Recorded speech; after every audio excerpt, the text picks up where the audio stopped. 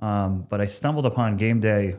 I was applying for a job to get out of corporate. I was applying at one of our competitors, and they had a sales role. So I'm like, oh, if I could just go do this.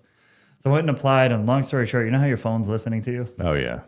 So I got back home, I sat down on my computer, I go back to my day job, and I got an advertisement for a men's health franchise for sale. Oh, no way. I said, no way. So I believe like the universe kind of puts things in front of you for certain reasons. And I clicked it, and then 2 months later, I was in Carlsbad, California, purchasing my first franchise. Oh, wow. That happened quick.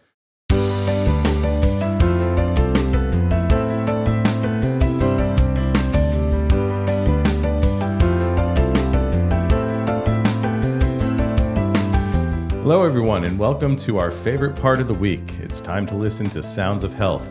I'm your host, Dave MacNiven, and I'm excited to welcome our guest today, Will Boulger, the franchise administrator of Gameday Men's Health in Southington, Connecticut. If you're here for Will, please be sure to like and subscribe to Sounds of Health, where every week we uncover inspiring stories, highlight incredible people like Will, and share valuable resources to help you boost your physical, emotional, and financial well-being. Will, welcome to Sounds of Health. Thanks for having me, man. Yeah, we're excited to have you here and to talk about all the great work you're doing over at Gameday. Yeah, it's exciting. Awesome. So first, we want to get to know you. Tell us a little bit about your background, where you're from, and what led you to what you're doing today. Yeah. So if we go back to I have a history of addiction and things like that. So that took me a long time to get that kind of under wraps. Yeah. So from 16 to 22, I was struggling finding out who I was and what have you.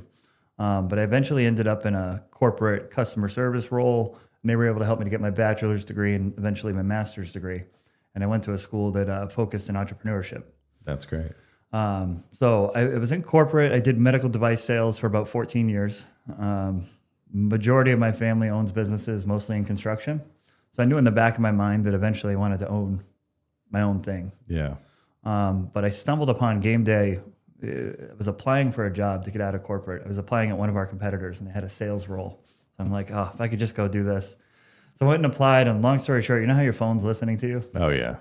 So I got back home, I sat down on my computer, I go back to my day job, and I got an advertisement for a men's health franchise for sale. Oh, no way. I said, no way. So I believe the universe kind of puts things in front of you for certain reasons. And I clicked it, and then 2 months later, I was in Carlsbad, California, purchasing my first franchise. Oh, wow. That happened quick?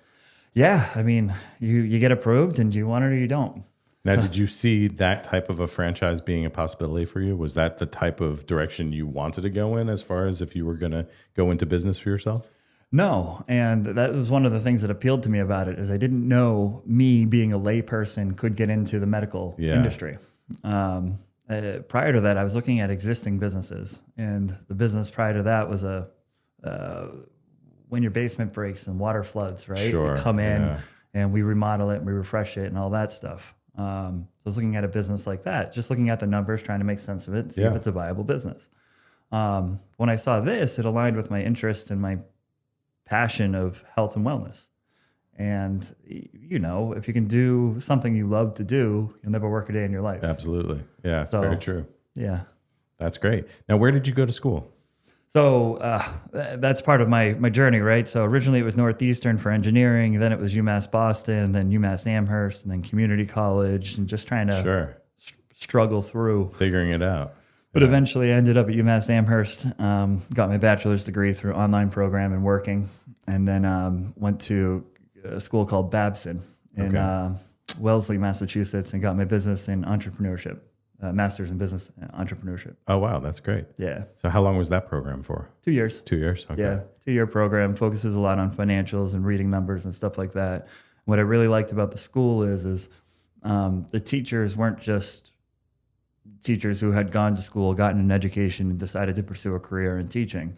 They were successful business professionals who exited and were now able to choose something that necessarily it met their passion, not necessarily financial goals. So one of my favorite teachers in there was a guy who exited for multi-million, and he was just in there sharing his experiences and real life experience. And that's amazing. Yeah. That's really incredible. So when you were in your corporate job, how many years did you do that for? So 14. 14 years. Wow. When you're in corporate, this is a large company, 90,000 employees. Sure. You said medical devices? Yeah. Okay. Yeah. So I ended up selling tracheostomy tubes to hospitals in the Mid-Atlantic. But you can bounce around. So I did a data analytics position. I was in customer service. I managed a team of 60 individuals over in India. Oh, wow. So you get to bounce around and see where you're a good fit. Yeah. You get a lot of experience. Exactly. And that coupled with the master's education really made me feel comfortable to say, okay, I can go out and figure this out. Yeah. So was there any hesitancy on your part to go into your own business? Of course. There was, yeah. Right. Okay. And I always consider corporate as like the golden handcuffs. Yeah. Right. Like 6 weeks vacation, just enough money to go on a vacation with your family and make the car payment, make the mortgage payment, but you're never really truly excelling. Right. Right. Yeah. So you're kind of putting the sure thing aside to take a chance on yourself. Mm-hmm. And, part of my health and wellness journey was to really look on paper, say, okay, you've put in all the work to get the education. Yeah. What's the piece that's really missing here, right? You do the math and say, can you afford this? Are you willing to bet on yourself? Yeah. That's the question. And as hard as starting a business or running a business is, it's always going to be harder. Yeah. So are you willing to do the work? Because right now, like when you're part of a large team in a corporation, if you're feeling a little tired today, you can call out. Right. Yeah. You have sick time. When you have a business, though, if you don't show up, there's no guarantee that anyone else is showing up. Yeah, that's very true. So yeah, it's a very different lifestyle. It is. Yeah. It is. And especially if you're coming into a business or purchasing an existing business or starting one up. Because now when you start it up, you're in charge of the culture. You're the HR, you're the billing, you're the sales, the marketing, you're everything. Yeah. And obviously we're not good at everything. Yeah. So, yeah. Yeah, that's great. I mean, I have that piece of my story too, that entrepreneurial journey of, those sleepless nights I had when I was considering, am I going to stay in this corporate job or am I going to go and build something for myself? And it's a tough decision. Ultimately, I don't think it's ever the wrong decision to bet on yourself. Right. I think that's something that is a great experience, whether you succeed or fail. It's going to tell you a lot. And so it's a tough thing to get to, but I think ultimately it's very rewarding. Provides people with the flexibility sometimes that they require, especially if you're have a family and you have all of these other things on your plate. You're never not working really, but at least you have the flexibility to also be there for your family when they need you. Right, and that's one of the things I'm trying to work towards right now. Yeah, is I have a very small team, and trying to be conscious of how much am I involving myself in the day-to-day versus consciously stepping away and letting the team do the work. A, so they understand they can do it without me. Right. But B, so I can trust them. Yeah. So that I have that advantage, that flexibility. Yep. Absolutely. Right. It's very you can get caught up and just basically have yourself another job.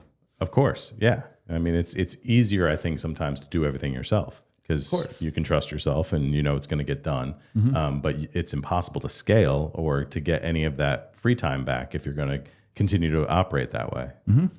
Yep. Yeah. So you got to learn a lot about yourself, understand what you're good at, what you're not good at, and find the right people to bring it in. But it's your business. It's your baby. Right. No one's ever going to do it as good as you think you would. Sure. Yeah. Or do it the way you will. So a lot of self-reflection and just understanding that they're doing a good job. And yeah. I don't know if it's if no one will ever do it as good as I can, but it's more no one will ever do it exactly like I do, right? Exactly. Hopefully I find people that do it better than I do. Well, that's the goal. Yeah. Right? You've heard there's those memes on Facebook and Steve Jobs, you want to hire the people that are better than you. Yeah. And then set them free. Right. Exactly. Yeah. That's the way to do it for sure. Now, one thing that I always am amazed by when I talk to other entrepreneurs is the whole idea of like kind of what you did where you purchase a franchise or you buy into a franchise or purchasing a business. Like you said, you were looking at these other types of businesses as well. I never realized that was an option for people. Like just never was really on my radar at all. Yep. How did you know to kind of look in that category to find this type of opportunity? So school. Yeah. School kind of... there's two ways to go about business, right? You can run a business, you can own it for many, many years, or you can run a business, make it profitable and sell it, right? And if you're selling it, someone's buying it. Yeah. And then as you poke around, you end up on websites and people are selling businesses just like they're selling houses. Yeah, that's amazing. And it's true though. It's the reality. Yeah. And I think a lot of people underestimate how much they know. Mm-hmm. I have a friend who's a mason, and he's like, he wants to go in on his own business. And I said, listen, man, there's a guy out there right now whose kids don't want to take over his blue collar job. Yeah. And he's tired. Yeah. And he'll probably work with you. Like, you don't have to come up with all the money either. A lot of these people are willing to let you take over the business and pay it off over time. Right. Yeah.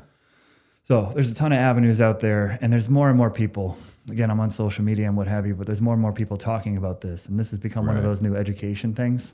So it used to be they teach you how to buy and sell houses. Yeah. Now they're teaching you how to buy and sell businesses. Yeah, it makes a lot of sense. Yeah. I mean, the minute that you have some type of an income stream, it gives you a little bit more freedom, right? Yes. Like you can do more. And especially if you buy something where you are able to hand it off to other people to run, it builds upon itself. Well, and that's one of the advantages to buying an existing business, right? Like if you go to a bank, a lot of times the business will pay for the loan.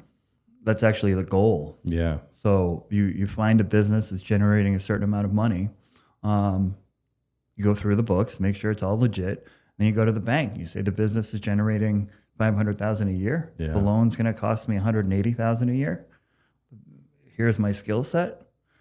And the bank is they're good checks and balance, making sure that you're worthy of taking this on. Yeah. So you're not just blindly trusting yourself. You have a whole team of bankers, investors, and analysts going through everything, making sure that this is a solid deal, making sure that you're capable. And if they approve you, sign on the dotted line. So you don't need all the capital yourself. You don't have to be rich in order to get into business. No. Right. No. Okay. And that's the misconception. There's so many. It's one of the unique things I found about Connecticut. Yeah. People coming into Gameday Men's Health in Southington, everyone owns a business. Yeah. Right. They're an electrician, an HVAC, they do landscaping, whatever. And I think that's the way to go. Yeah. Yeah. Now, Gameday, what was it about Gameday and that opportunity that really drew you to it? What sold you on it? So going back to what we were talking about, I didn't want to buy myself a job. Yeah. Gameday Men's Health is a medical clinic.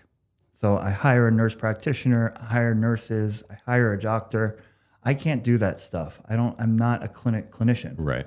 So it's built into the business that I can't do this alone. Mm-hmm. And I knew myself, I was going to be tempted to do that. So this right off the bat, I can't. I have to work through other people. Yeah, you need a team. Yeah. Yep. Now, and it's funny because Jason and I have had a number of nurses and people in the medical field on this show, and it's amazing to hear what some people are doing with their degrees and their background in that field and going into business for themselves. Right. So this is kind of one of those opportunities for a nurse practitioner and for the people that you're hiring to kind of do something outside of the norm. Exactly. Yeah. And I should say that was sort of the business reasoning behind it, the justification. My corporate job as a medical device sales rep, the mission was that we were helping people, right? And the stats that they would show is that we're helping one person or 20 people every 60 seconds. They're so large. But I never really truly felt like I was helping someone. So as a patient from another clinic on testosterone replacement therapy, and it had changed my life, when I saw the opportunity to truly get involved with testosterone replacement therapy and helping other guys, it's a no-brainer because I knew it works. If your testosterone is low and you bring it to an optimal level, you will feel better. Mm-hmm. And once you feel better, you start making smarter decisions around your food, around your family, around everything else. So I really saw the vision and the mission, and I think that's important too, especially if you're going to own a business, Absolutely. to keep you going. Yeah, that's to get you up in the morning. Exactly. Yeah. So you had experienced that treatment before you got into the business? Yeah. And you kind of you asked me a little bit earlier about what made me make the jump. Yeah. I was feeling better. Yeah. I was feeling confident. I wasn't down in the dumps, and I was finally had the courage to bet on myself. Mm-hmm. And it's not just because I went in and started taking testosterone. I put in a lot of work in the gym. Sure. Yeah. Family life That's just improved. a piece of it. Right. Yeah. But I finally felt like I was in a place to take that leap. And I had the conversation with my wife. We had 2 small children. It wasn't, here we go. Like, Right. Yeah. it was a calculated effort, but I believed in myself at that point. Yeah. Yeah. That's great. So it was not only a kind of a career and business journey for you, it was part of your health journey. Yes. You kind of getting healthier led to the confidence you needed in order to do this. Yeah, and that's how I kind of explain TRT or testosterone replacement therapy to the guys, where depression is kind of cyclical downward. Sure. And the things we need to do to get us out of that rut are the things we don't want to do. Once you start feeling better, it's cyclical upward. It's you go to the gym, you're not going to immediately start look better or feel better, but instead of walking by the dishes at home, you do them. Right. You know, you play with the kids, and now your significant other sees that, and he or she is happier, right? Yeah. And when they're happier, the kids are happier. Now you're walking to your friends, and you're smiling when you come into the room. It's cyclical upward. Yeah. That's great. Yeah. Yeah. So- That makes a lot of sense. Yeah, I love it, man. Yeah. I'm working harder than I ever have, but I'm happier than I've ever been. Yeah. That's great. And now testosterone replacement therapy is something that you offer, but that's not the only thing that you guys do there. What else do you have? So we're optimization space, right? So what makes Gameday men's health? Men don't typically seek treatment, go to the doctors. Yeah. You get a lot of guys that come in and they haven't had blood work done in years. So it's uniquely positioned for men. It's a man cave environment, black and red walls, not sterile like your typical Right. doctor's office. So sexual performance, or otherwise known as erectile dysfunction. I don't know about you, but I'm never going to call my best friend or talk to my wife about the fact that, listen, things aren't working like they used to. Right. So we're making a safe environment. There's plenty of options for guys to come in and start the conversation, but it can often lead to, here's really what's going on. So we help guys that are struggling with sexual performance. It impacts marriages. It impacts just quality of life. So we help them with that. We do weight loss, medical intervention, weight loss. We have vitamin therapy, and we have a machine where we use sound waves, and it penetrates tissue, and it's called a shockwave therapy. And by using that, you can actually elicit the body's natural response to begin healing itself.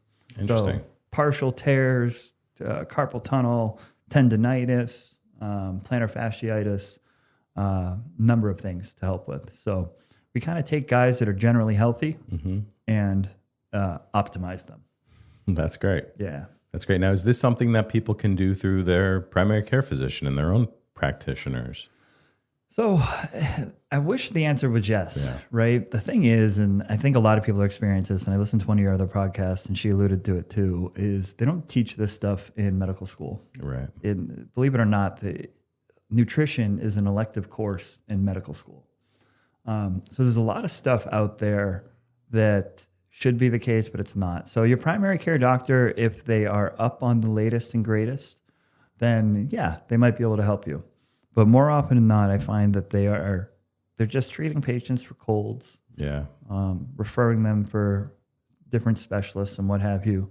So it's good to have a primary care. You need one. Of course. You should have a relationship with your primary care, get your blood work done.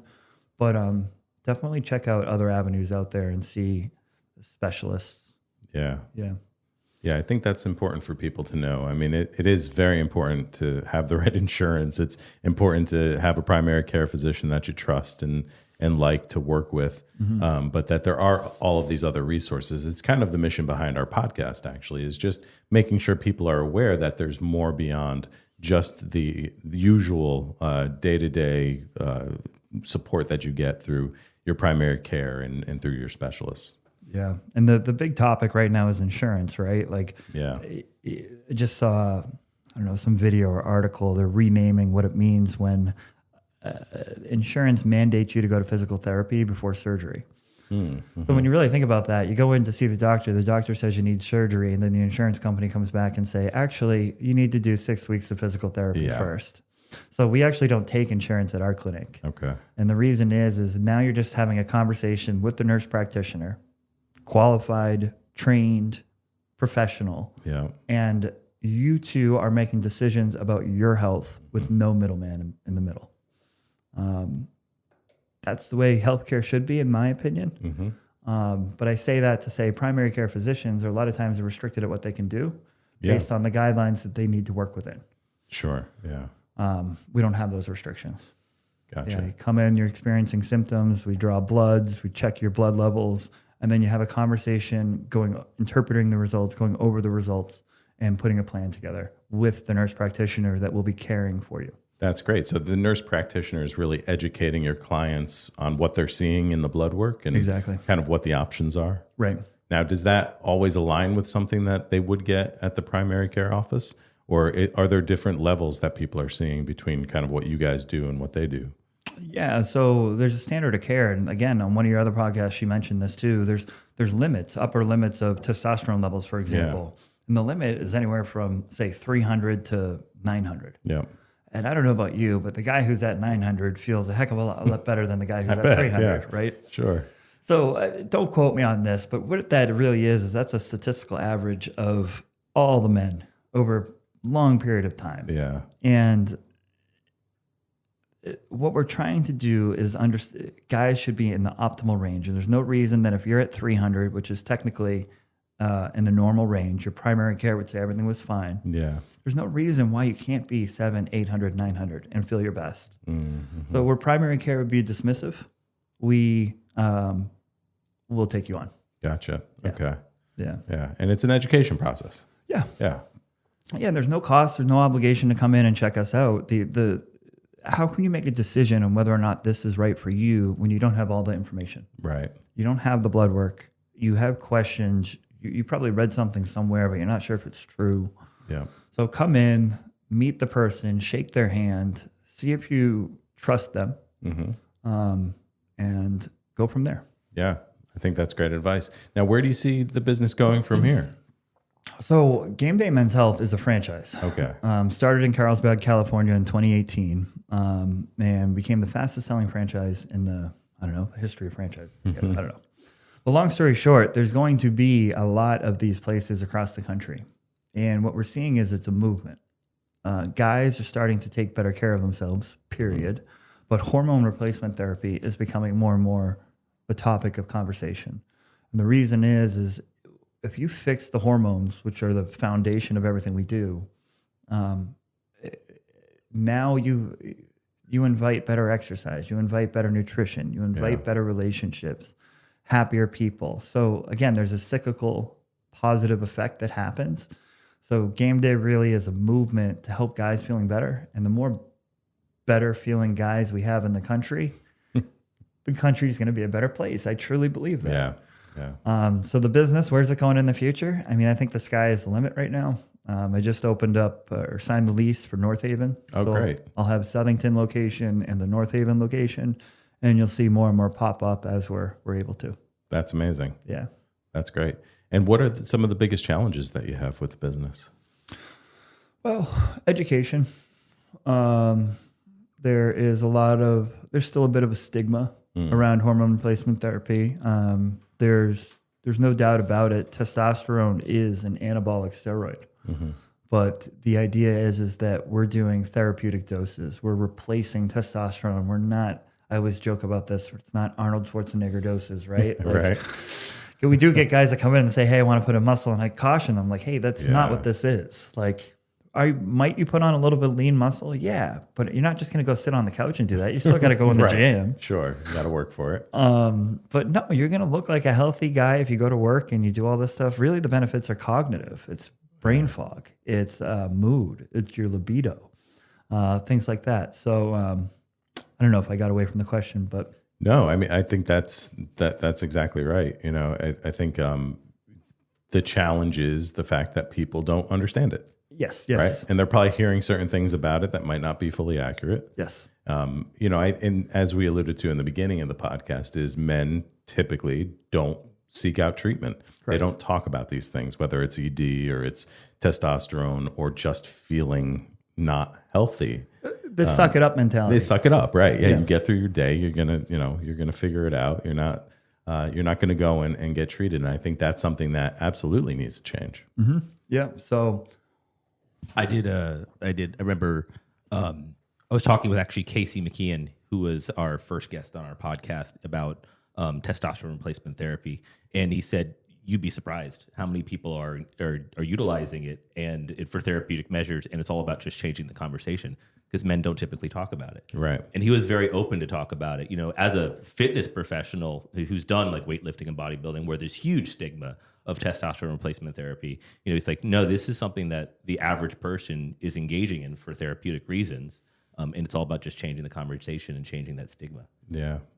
It's 1,000% it. And everyone automatically goes to the fitness community when it comes to testosterone. Yeah. But really what it is, it's our dads, it's our grandfathers, right? Like 80, 90 years old, maybe not, but 60, 70 years old, you still got a good 15, 20 years. Yeah. Hopefully, yes. So, absolutely. Right? Like quality of life. That's what this is about. There's no reason to suck it up anymore. Yeah. So that's definitely one of the challenges, just changing the conversation. A new study came out recent, the Travers study, debunked some myths about cardiovascular risk. So the FDA actually lifted their black box warning on testosterone regarding cardiovascular risk. And the only warning really is that an increase in blood pressure. Really? Yeah, which is why like you can sign up for online clinics, but it's very hands-off. So something about Gameday is, and you'll see why are we popping up everywhere. It's not because we want to be everywhere. It's because you can come into the clinic, you meet the nurse practitioner, we check your blood pressure. There's an actual team watching over you, making sure that this is safe. Yeah. And monitoring your care. So that's the challenge, debunking some of the myths and getting guys to talk about it. Yeah. The good thing is, though, is that a guy who's on it for 90 days, who puts in the work, you know, goes into the gym for a little bit, changes their diet, makes a conscious effort, the change is noticeable in him. And instead of him going out and promoting, people are saying, hey, there's something different about you. What's They're going on? They're asking him about it. Right. Yeah. So now he's in a position, does he lie? Or does he just tell him straight up, go see Will at Gameday? Yeah. That's great. I mean, that will help to remove the stigma people have about it, right? Yeah. And people will start to talk about it more, and you'll see those positive changes in people, which you're right, it's all connected. I mean, the way we feel really affects how we move throughout our day. Yeah. And the people that we interact with and the things that we're able to do. Yeah. Yeah. Like I'm smiling right now. If I go buy a coffee from Dunkin' Donuts, I'm going to smile at her. Yeah, sure. Keeps going. Yeah, absolutely. Now you said you have a young family too, right? Yeah. So how do you find that balance? So that's the tricky part, right? And that's what I wanted to be conscious of is part of the reason of doing this is to be around for my family. And it's very easy when you're starting a business in particular to get caught up in the day-to-day, to be on the phone and the computer all throughout the night. So I don't know that I have a balance just yet. I'm just conscious of it. And, when I get home at night around 5, 6, put the phone down, eat dinner at the table.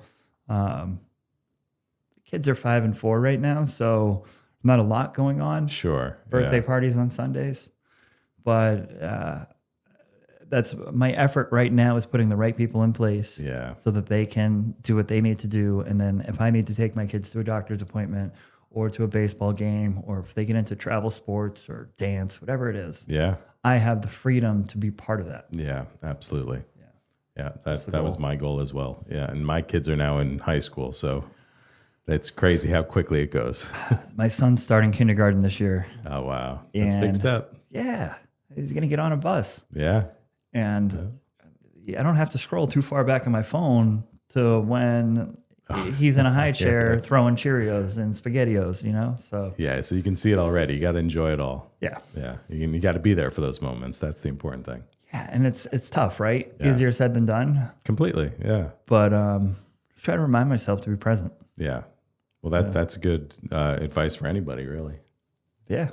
And speaking of advice, the last thing that we do every episode is we ask our guests to leave our audience with a health hack. So this can be something that you practice in your own life that helps you to improve your physical, emotional, or financial well-being. There's so many, right? I bet, yeah. Just trying to think of something universal, right? I think it starts with taking action.